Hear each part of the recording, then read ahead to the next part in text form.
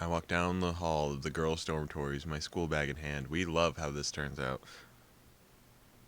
It's Hanako's birthday, right? A doll lies inside. Okay, just making sure. Carefully placed on top. I feel like I remember Akira showing up with alcohol and we all getting fucked up. A doll lies inside, carefully placed. This is actually really poetic now that I think about it. The fact that we did Hanako's route a year ago, and now we're like here again, just kind of re-experiencing everything from a slightly different perspective. It's kind of cute. Anyway, a doll lies inside, carefully placed on top of a small box. I've been carrying the box in there for a while now. Still not sure what to do with it. This whole, oh god, I'm so sorry that sounded gross. This whole situation, come to think of it, is bizarre. Well, I've known Hanako's upcoming birthday for a while now. I had no idea what the celebrations would be until I found a single note left in the abandoned tea room earlier today. I hold it up and read it again, double-checking the instructions. The plain black handwriting's fairly legible despite Lily's blindness. Clearly thanks to the considerable effort and care. Hisao, we'll be holding a party at my place. Please come at 6 o'clock to room 225 in the girls' dormitory. Sorry for notifying you this way, but I had class representative duties. Lily Sato. Not reassured. I continue. Okay. Not reassured, I continue walking down the hallway until I reach Lily's dorm. I hesitate for a second, but eventually give 3 sharp taps on the door. A brief, muffled exchange of words can be heard on the other side. Listening closer, I can pick out Hanako and Lily's voices. As they finish, Lily calls out, "Might that be Sao?" "Yep, I got a note that you left. You can come in. Door's unlocked." Glad that I managed to get the right room. It's hard to get the wrong room. She wrote 225. I press down on the handle and let myself in. As the door swings open, my greeting to them is stolen from my mouth. Yes, dude. Hanako's so cute. I mean, Lily's pretty, but Hanako's so cute. Lily sits at the low table in the center of the room with her pajamas on. Oh, in her pajamas. While on the other side of this... Wow. While on the other side sits Hanako in a nightgown. God damn it. I have to calm down. Being dressed in only my normal school clothes, I feel quite out of place. I steal a quick glance at the lovely side of the two, my eyes tearing themselves from Lily's long, thin, pale legs with only a measure of reluctance. Ugh. Hi. I think I brought everything that was needed. She smiles and nods. I wonder if she's even aware of the pleasant sight she makes. The thin, dark blue silk of her pajamas really suits her, accentuating both her eyes and her curves. The look of her last night, that tentative and almost shy demeanor, seems all but replaced by her coy nature. It's nice to see her confidence returned, though. Can't help casting my mind back to how she looked back then. Hanako, she's so cute. I look to Hanako, who nervously sits opposite her in her gown. It isn't a surprise that she'd wear something so conservative, though it definitely looks cute. Hi, Hanako. Happy birthday. Thank you. She's unusually skittish, despite the fact that she's warmed up to me considerably over the weeks we've come to know each other. This is a pretty unusual situation, I guess. Feel free to take a seat, Sao. I'll just pour you some tea. Sure thing. Damn, I guess, yeah. I was gonna say her bed is messy, but I guess she wouldn't know to, make it very often. Or I guess she wouldn't care to. I don't know. Lily takes the steaming red teapot from the side of the table and gently pours its contents into the teacups as I take a seat beside them, setting my bag against the nearby wall. With my senses returned and my hormones somewhat calmer, I realize that this is the first time I've ever been in Lily's room. The first thing I notice is the ambient smell, just slightly different from that of mine. Probably faint perfume or nail polish. Why would she need nail polish? It could be anything of girls, really. Another is the plain nature of the room. Visually, beige walls, small yet adorned cabinet, the lack of posters or wall hangings, distinctively unutilitarian, something I should have anticipated given her blindness. The only thing that really seems out of the ordinary are several piles of books sitting on the floor, each reaching from roughly knee-height to waist-height. Some of them have printed titles and others are entirely blank, except for dots of braille. The fact that one of these printed titles is uniformly in English is interesting, though not completely unexpected. She did mention her parents impressing the language upon her and Akira, after all. Your room looks nice, Lily. I hear calls of thanks from beside my shoulder. Looking back to Hanako, her gaze is fixed on her lap, her hands nervously clutching her gown. It's now that I notice why. With these clothes on, the extent of her scarring is far more than visible, down her neck and out to cover her right shoulder. Considering this is a party for her, she doesn't really look like she's enjoying the experience now that I'm here. So, how old are you turning? 18? Her look of surprise, not at all helped by her total lack of skill hiding her feelings, shows that she was trying to mentally tune me out. This is really quite awkward. Yes. On the plus side, there's only 2 more years till you can drink. So who's older? You or Lily? Lily? She had her birthday in February. What about yours? Earlier this year, so it's already passed. Unstated that is that it passed while I was stuck in the hospital. That was a particularly low point of the experience. Conversation with her dries up quickly as expected. Damn it. Isn't long before Lily's finished preparing our drinks, setting down the 3 teacups in front of us. I picked mine up, immediately noticing a much stronger aroma and taste in the tea than we've been having. Huh. Tastes different than the tea we have in school. It's a different variety. Rather than the kind we've been having there, you've never tasted orange juniper. I don't think that's juniper. Jowper. Not that I can remember. I usually drink coffee, after all. Like we were in town. This is nice, though. You don't bring up your date with the girl in front of another girl that kind of likes you. I mean, I guess you don't know that, but still, it feels weird to bring up a date when there's someone else in the room. As we settle down and sip, Hanako seems to become more relaxed, or at least a bit less tense about my presence. We all finish our cups at about the same time, with Hanako feeling rather badly at hiding her anticipation for the cake that's sitting on the other side, or to the side, begging to be eaten. Come to think of it, I'm feeling very eager myself. First things first, though. Lily? Yes, now is good. Each of us knowing exactly what the other means, I lean sideways and dig around in my bag for the doll I bought for Hanako as Lily gets up and retrieves her gift. Did he buy the music box for Lily?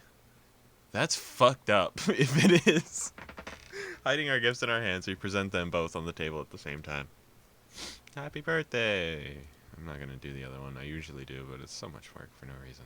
Hanako silently sits looking at them for seconds on end out of sheer surprise.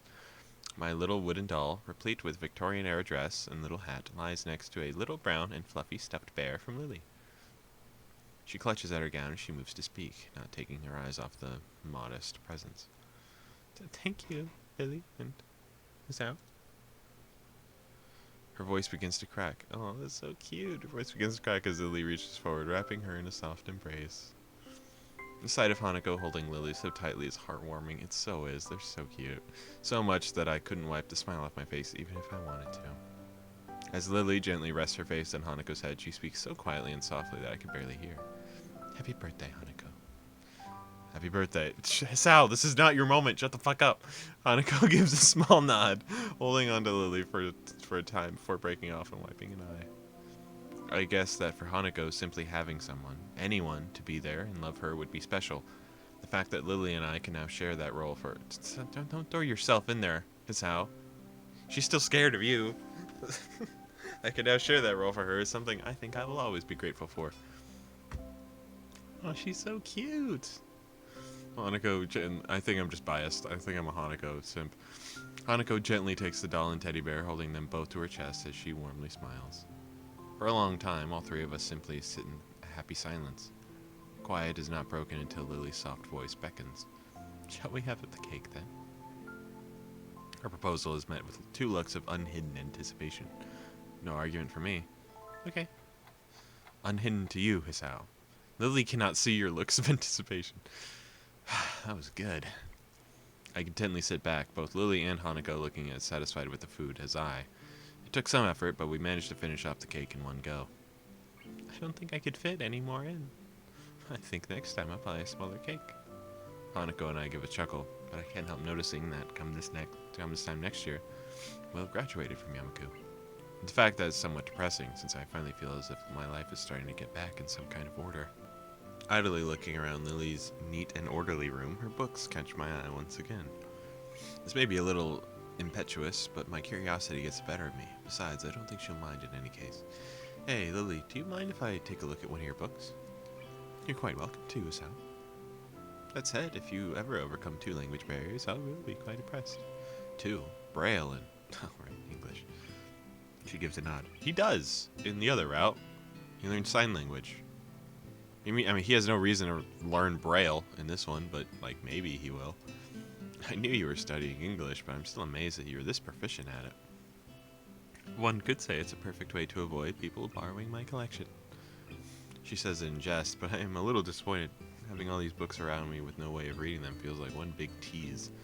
Hanako giggles quietly as I reach over to the closest pile, plucking the topmost book only with a glance. Cursory glance. Death on the Nile, in large letters on the cover. It is printed text to be seen. I sit down for a while, with the book open in my lap as Lily and Hanako talk. Try as I might to feel out the dots of Braille printed on each page, they seem to blend into one another and become indistinct. I thought this was a lot easier than it actually is. So I have the hiccups really bad right now. Oh my gosh. I thought it'd be easier than it actually is. With some practice, though, I could see with a better sense of touch than mine, managing to read it all at a pretty fast speed. Noticing a silence that has probably begun earlier, I look up from the dotted page to see Lily smiling as Hanako sips another cup of tea. Something wrong? Quite the opposite. Your curiosity is quite endearing. I am inordinately pleased by the praise, though I can feel my cheeks heating up a little. Thanks, but I don't know how else to act. To be honest, I wasn't altogether sure how you saw us, since you're a new transfer student from another school. If you'd pitied us, I would have been quite offended. There's a certain edge to Lily's voice, one that I'd quite possibly place as pride. Glancing over to Hanako, she seems a bit more subdued than usual, looking towards Lily rather than me. I wouldn't worry about that. Considering the position I found myself in, I'm perhaps the last person that should be dispensing pity onto others. My parents' first interactions with me after my heart attack. I wouldn't want anyone to see that kind of face. I catch myself from going any further, but not too soon enough. Both girls seem to be put off, Lily especially. I'm sorry, I shouldn't have gone that far. An awkward silence reigns in a few beats, thankfully ended as Lily's head perks up in a gesture I've come to easily recognize. Hear something? Yeah, there was a knock at the door. Did you guys not hear that? The door. Everyone looks towards it, trusting Lily's senses. True enough, the door handle shudders and turns, a flash of yellow, black, and black sipping through. Kira Sato in the house. Happy birthday, Hanako. Thank you. Kira takes a seat at the table. She plops her tall bag beside her. She has her trademark boisterous air about her, making no small deal of her entrance. Hanako clutches her gown to steady herself, but doesn't appear too shaken after she settles down. I guess she must have met Akira before. Not a huge surprise given how close Akira and Lily are. Akira doesn't seem to be the least bit put off by Hanako's scarring, despite its prominence. She also doesn't pull any punches in how she acts despite Hanako's shy nature.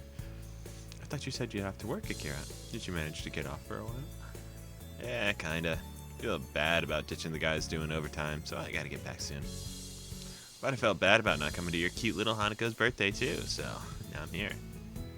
She grins widely at Hanako, who flowers into a blush as she pins her eyes downward toward her lap.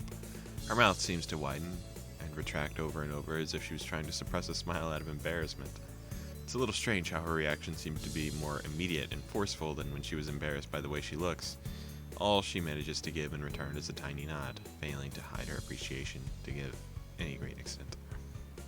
Not that many people give her position attention, I suppose.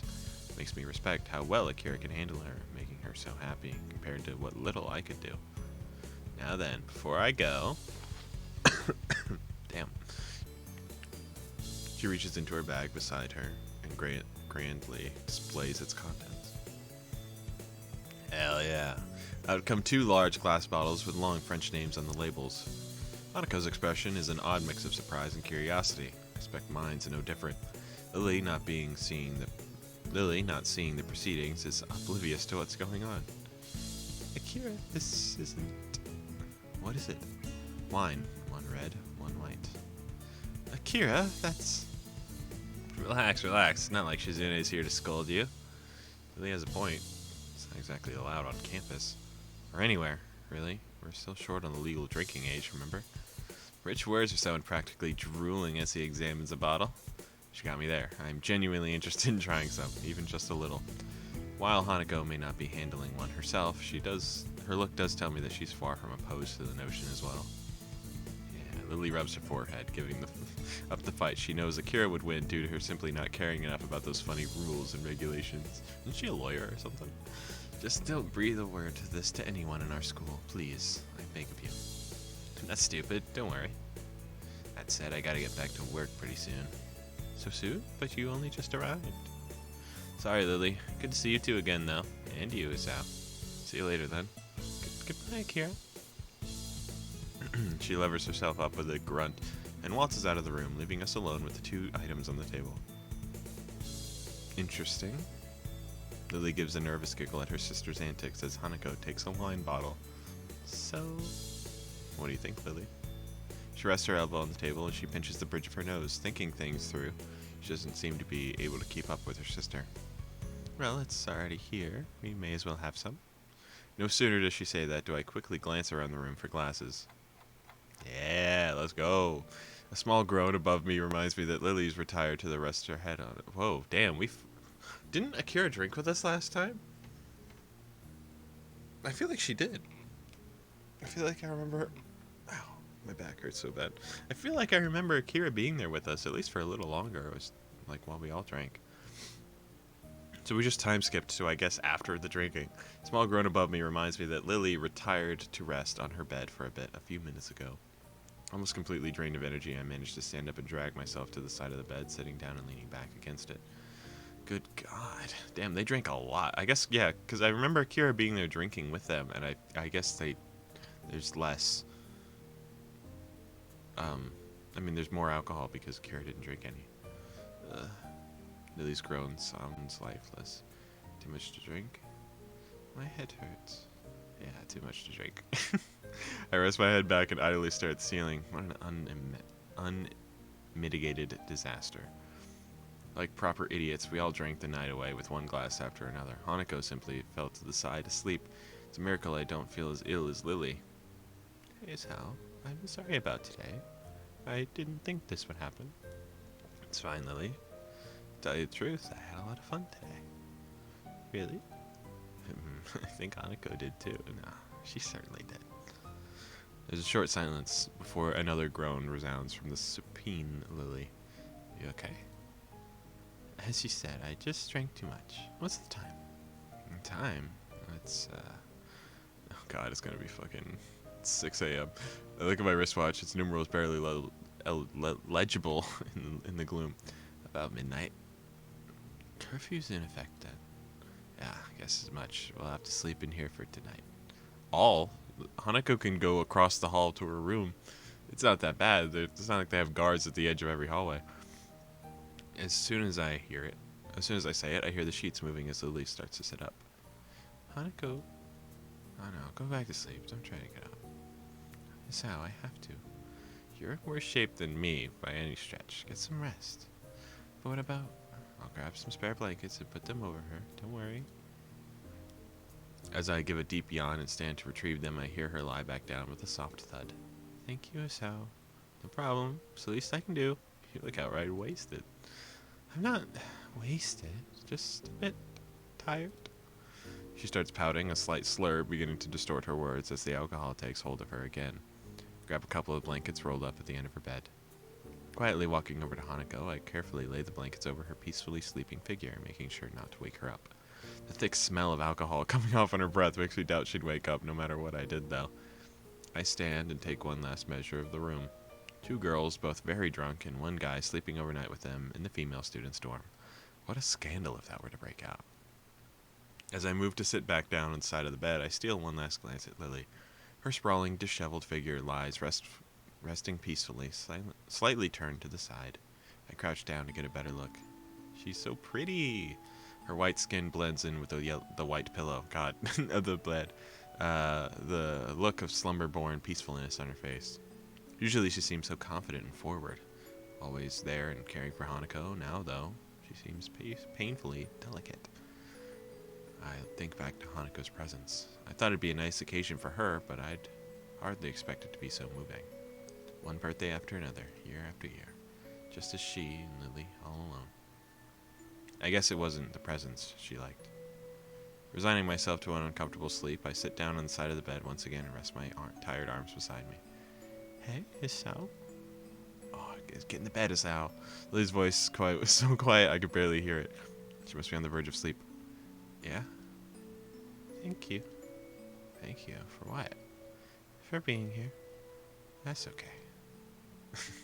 As I hear a deep breath, it's obvious Lily's gone to sleep. After closing my eyes, it doesn't take long for the slumber to take me as well. Oh, that was cute in a strange little way that they like to do here.